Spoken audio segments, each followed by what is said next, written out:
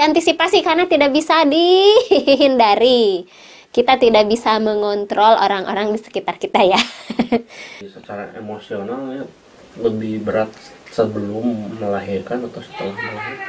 Sebenarnya setelah melahirkan. Sebelum melahirkan hanya memikirkan bagaimana kondisi si janin ini sehat dan aku sehat. Mungkin banyak drama, kan ada aja ceritanya.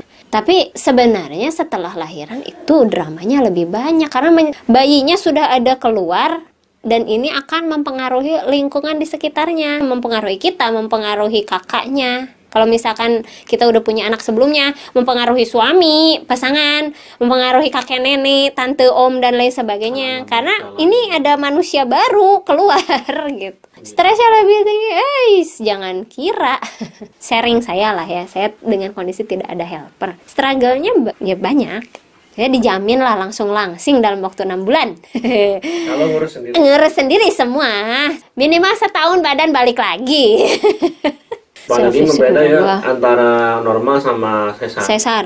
Saya kan masih ya setengah-setengah lah pakai yang tradisional. Setelah lahiran itu pakai bengkung lah yang diikat perut. Tapi walau bagaimanapun setelah sesar makan beda. Ada bekas luka yang jangan terlalu ditekan kan. Jadi mau di korset atau di gurita pun tidak bisa sekencang sebelumnya kalau normal. Jadi banyak yang maksudnya kan secara fisik itu akan berpengaruh ya. Untuk menanggulangi hal itu pun ya struggle secara emosional gitu. Badan itu tidak bisa dikembalikan sebelumnya dengan cepat. Satu yang belum saya katakan sebelumnya. Ketika hamil kembar, Anda harus siap. Panggul Anda itu melebar, mendorong posisi kaki lebih lebar. Jadi setelah lahiran, Anda tuh jalan tuh agak ngangkang. Oke lah, dimaklumi gitu. Maksudnya tuh kita kan itu salah satu cara menyesuaikan diri ya. Setelah lahiran kan bebannya udah nggak ada. Tapi kebiasaan yang sekian bulan kita jalan kayak gitu, kalau misalkan nggak dibentuk lagi, akhirnya kan jalan jadi berubah gitu. Terus kita juga daerah panggul ke bawah itu kalau nggak dikondisikan juga jadi rasa ngelebar aja. Rasanya tuh melebar gitu. Kalau saya sih termasuk yang percaya pakai gurita tuh sedikit membantu ya. Karena pas bagian paha saya ikat agak kencang, jadi minimal jalan tuh agak ajek gitu. Agak gabung. Tapi amazingnya sebenarnya 12 hari setelah melahirkan udah belanja ke pasar. Itu hal yang paling amazing setelah lahiran sekembar sih. Paling sangat membantu ketika setelah lahiran kemana? Nah ada orang tua gitu. Mungkin semua orang bilang ya kalau ada orang tua enak, katanya ada yang bantu. Kalau saya mah enggak. Baru lahiran iya membantu. Kayak sebulan 2 bulan ya nggak apa-apa. Tapi kalau kelamaan, karena ketika ada orang tua kita itu jadi anaknya, bukan jadi mama. Tapi ketika tidak ada orang tua, kita adalah pemegang kekuasaan tertinggi. Karena ketika ada orang tua kan banyak hal yang akan berubah. Cukup 3 bulan setelah melahirkan si kembar. Karena waktu itu kan, karena kembar ya, struggle-nya tuh memang lebih banyak. Ya bayangkan, saya kan tidak memberikan bantuan susu ya. Tidak dikasih susu formula atau susu tambahan. Jadi pakai ASI semua. Dan tidak pakai botol pula. Jadi kalau menyusui tuh kayak kelinci. Nah itu memang untuk awal-awal kan butuh bantuan memosisikan. Tapi kan udah lama-lama mah anaknya mudeng sendiri lah. Kitanya juga udah lebih piawai lah ya. Udah lewat 2 bulan mah. Setelah itu mendingan saya pindah ke rumah. Ya kita berempat aja karena suami sudah tidak ada, pergi keluar. Kesalahan terbesar saya sih sebenarnya tidak menurunkan standar sampai kena burnout. Jadi lelah ya. Dengan kondisi pada saat itu ya, disclaimer juga karena suami tidak ada ya. Ketika semua dihandle sendiri seharusnya kan menurunkan standar ya. Kalau emang biasanya dulu rumah rapi gitu kan. Dan terutama untuk pasangannya juga kadang si ibunya nggak apa-apa tapi pasangannya kadang nuntut harus sesuai seperti sebelumnya. Jadi ya harus siap sedia karena walau bagaimanapun orang tua misalkan kakek nenek yang membantu dan pasangan yang membantu tuh beda feel-nya. Kalau pasangan kan kita komunikasinya lebih intim ya, kayaknya lebih bebas sama pasangan kalau menurut saya dibandingkan sama orang tua karena ini udah beda. Jadi pertama pasangannya harus lebih atentif. Kedua, si ibunya harus menurunkan standar yang dulu misalkan rumah biasa rapi, ya udahlah nggak apa-apa. Kalau memang masak nggak bisa sendiri, di-hire lah ke orang, Atau pesen atau nyari yang catering rumahan teh lebih gampang. Cuci, turunkanlah standar kerapihan setrikanya, di laundry aja. Paling penting itu ibunya waras aja. Ketika ibunya waras, ibunya nggak capek, anaknya juga happy kok gitu. Anaknya juga akan lebih merasa nyaman.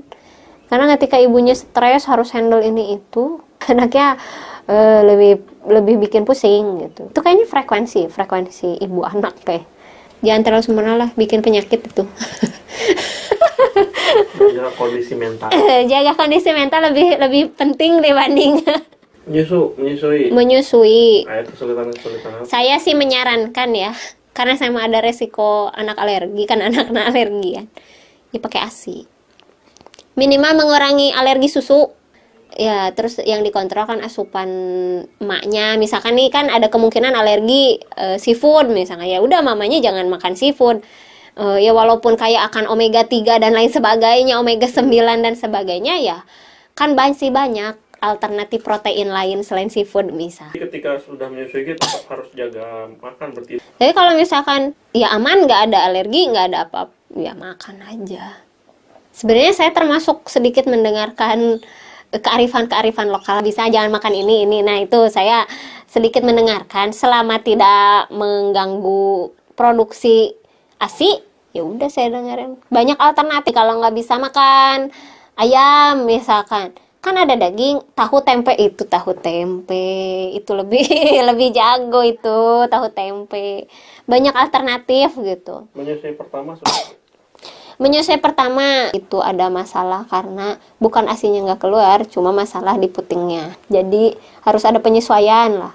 Jujur aja saya pakai alat bantu, pakai karet itu. Ya lama-lama setelah 2 bulan, 3 bulan bisa lepas. Anak kedua ya lancar. Paling sensasi serasa menjadi kelinci aja itu ya, karena posisinya itu ya kalau menyusui anak 2. Ya carilah di internet ya. Itu yang satu kepalanya ngumpul di depan. Dia nyusu, badannya pada kemana gitu. Terus dia kadang muter-muter. Kemana-mana, yang penting dia nyusu. Seru kalau yang langsung pelekatan. Jadi karena tidak diberi botol ya, karena tidak diberi botol. Rata-rata nanya, itu dikasih susu bantu? Enggak. Pakai botol? Enggak. Gimana nyusuinnya? 2 dong langsung beg. Jadi kalau di ruang menyusui, kalau jalan keluar ruang menyusui itu heboh kita. Kalau mau dua-duanya minta nyusu, ya jadi pakailah pakaian yang mendukung Anda untuk menyusui langsung dua-duanya. Sekarang udah banyak lah busui friendly, baju-baju busui friendly banyak. Cuma kalaupun enggak juga yang penting pakai kemeja yang bisa dibuka kancingnya. Tapi berapa lama berarti nyusu? 2 tahun cukup, harus lah. Ada yang cuma 6 bulan. Eksklusif tanpa makanan pembantu. Saya sih mendukung pemberian makanan pembantunya dimundur gitu ya. Dilihat aja anaknya udah siap atau belum. Jangan anak baru 2 bulan udah dikasih makanan bantu, mengurangi resiko alergi. Belum tentu kan pencernaannya siap untuk menerima makanan lain selain ASI. Kalau misalkan mau pakai botol, ya silakan, kan kondisi tiap orang beda-beda ya. Saya lihat juga tetangga-tetangga, ya mereka nyetok ASI, ASIP itu, ASI perah. Yang penting ASI dulu, kalau bisa 2 tahun. Manfaatnya ngasih ASI 2 tahun sama enggak? Kalau saya sih ada ayatnya, dikasih. Ya ternyata kan dibuktikan dengan penelitian-penelitian ilmiah, ya banyak manfaatnya. Silakan itu bisa dicari masing-masing. Cuma landasan pertama sih sebenarnya saya mah lebih ingatnya kewajiban aja. Oh itu kewajiban saya harus ditunaikan, ya udah. Kalau bagi saya pribadi pertimbangannya bukan karena secara ilmiah itu bagus dan lain sebagainya, enggak. Ya itu hak anak gitu. Saya termasuk yang percaya semakin dikonsumsi sama anak, ya produksinya semakin banyak. Jadi orang kan pada kenapa nggak pakai susu bantu aja? Ngapain? Sayanya bisa ngasih? Ya itu mindset dulu. Saya termasuk percaya ketika anaknya mau nyusu, masa ini lancang atau tidak? Ketika anak itu dilahirkan, masa Allah itu tidak membekali dia dengan makanan mendukungnya? Masa Allah tidak menyediakan ASI buat si anak itu dari ibunya? Kalau misalkan ada kasus yang tidak keluar, ya itu harus dilihat dulu apa ibunya ada secara psikologis stres apa gimana. Tapi dikondisikan harus dikasih ASI. Kalau saya sih mendukung seperti itu. Oh, ini anaknya makin gede gitu, misalnya udah bulan kedua, bulan ketiga. Ya saya termasuk percaya berarti suplai ASI saya juga akan bertambah gitu. Tugas saya adalah makanlah yang banyak. Karena pengalaman saya ya dalam sejarah hidup saya pertama kali saya makan 2 bungkus nasi padang dalam satu waktu. Ketika menyusui si kembar. Mindsetnya kan menjaga bentuk tubuh, merawat tubuh, pokoknya ya itu bukan prioritas. Ayah ibu-ibu yang gak mau menyusui karena takut berubah. Karena takut badannya berubah, bukannya itu beresiko nggak mau menyusui ntar kanker payudara karena tidak mau disusukan, itu kan lebih beresiko. Belum lagi kalau bengkak, itu kan menyakitkan. Waktu itu pernah kan pas si kembar, jadi produksinya banyak banget, terus si kembarnya tidur, maksudnya tidak disusukan, terus kalau nyusu juga dikit bengkak, akhirnya dikompres sampai keluar baru. Karena ketika nggak keluar tuh kan malah meriang, malah nggak nyaman, mendingan disusukan aja. Kebetulan punya anak 3 laki-laki, nyusunya kuat semua, jadi ya dia mau nyusunya banyak lama ya silakan aja, yang penting susunya ada gitu, asinya ada, nggak usah dikontrol, nggak boleh nanti kebiasaan kelamaan, mitos lah itu. Kalau jalan kemana Pakai susu botol, kalau menurut saya itu lebih heboh. Botolnya harus disteril, kalau nggak disteril itu kalau malah nambah bakteri masuk perut anak. Belum lagi airnya harus sekian derajat, dikocok-kocok. Kalau saya masih yang praktis aja, masuk ke ruang menyusui, jebret, itu lebih praktis. Kalau nggak ada ruang menyusui gimana? Kalau sekarang mah banyak yang apron menyusui, penutup buat menyusui. Kalau zaman dulu saya dikasih ini gunanya kerudung begini tuh apa? Kan kalau mau nyusu tinggal ditutup gitu. Apron-apron menyusui kan sekarang mah keren-keren, motifnya jaga gaya lah. Tinggal mau aja menyusuinya. Makanya kalau di rumah pakai susu ASI gitu ya kan. Terus pas keluar ibunya nggak mau, apalagi misalkan si bayinya dititip babysitter lah ya, pakai atau neneknya lah gitu, terus dikasih susu aduh ngenes saya melihat. Sebenarnya kan menyusui itu nggak cuma yang penting dikasih ASI, ini kan dia melekatnya itu di buku yang penulisnya orang barat yang saya baca, pas dikasih botol, yang apalagi anak-anak yang diadopsi yang dikasih botol susu botol kan gitu, tetap aja harus dilekatkan kan, harus dibegini, dipangku, dikasih susunya. Yang penting dianya melekat sama kita gitu kan. Tetap emotion. Iya, saya emotion and attachment, jadi emotional attachment. Sih saya termasuk yang pengen ini anak saya semua saya yang pegang gitu. My touch is more important gitu. Biar nggak penasaran aja. Jangan sampai nanti sekian tahun yang akan datang gitu, ketika saya tidak melakukan itu, saya menyesal gitu. Karena saya itu kalau sekalinya menyesal akan selalu ingat dan merasa dihantui rasa penyesal. Itu saya pengalaman tidak menyenangkan. Jadi untuk menghindari rasa itu ya saya lakukan apa yang bisa saya lakukan gitu. Banyak sisi positifnya, jadi ya kenapa nggak dilakukan? Punya payudaranya turun kalau habis susu, saya gila. Jadi mom sudah, it's okay. Kalau memang kita mikirnya mau agak-agak bebas, bisa dipermak yang begitu.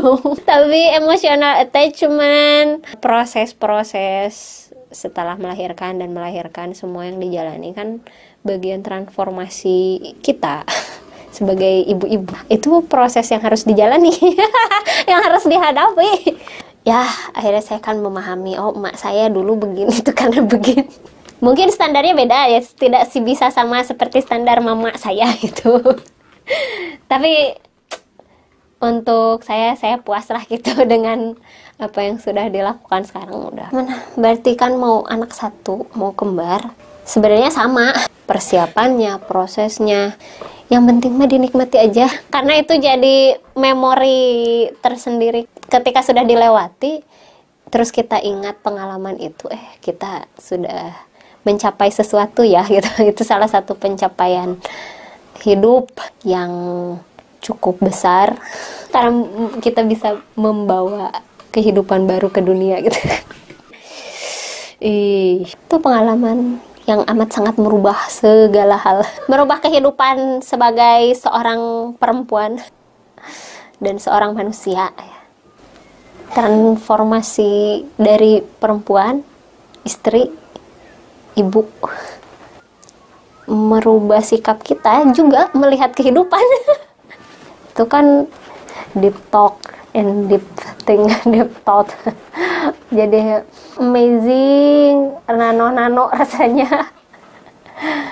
Punya si kembar mah itu mah side story lah, lihat nanti. Dan kondisi setelah lahir, terus kondisi suami nggak ada, akhirnya saya bisa berempati sama single parent yang ada di sekitaran saya gitu. Mau seperti apapun kondisinya, oh ternyata jadi single parent tuh begini itu, karena secara teknis saya itu jadi single parent berarti selama 2 tahun itu. Berarti so marahnya itu setelah sekian lama baru saya marah sama suami saya, kenapa dulu kamu begitu. Pas menjalaninya mah ya udah, kan mode bertahan hidup, nggak berpikir itu loh. Toh saya jadi, karena saya yang minta suami saya. Serba salah kayak gitu. Ada pilihan ya. Beratnya tapi saya bisa melewati itu. Bikin bangga. Itu yang bikin bangga kan, saya sudah bisa melewati itu ya. Tapi kalau misalkan harus cerita satu-satu memori-memori tertentu harus dicerita satu-satu, ya mix feeling sih. Udah marah, mix emosi, mix feeling, emosi campur aduk.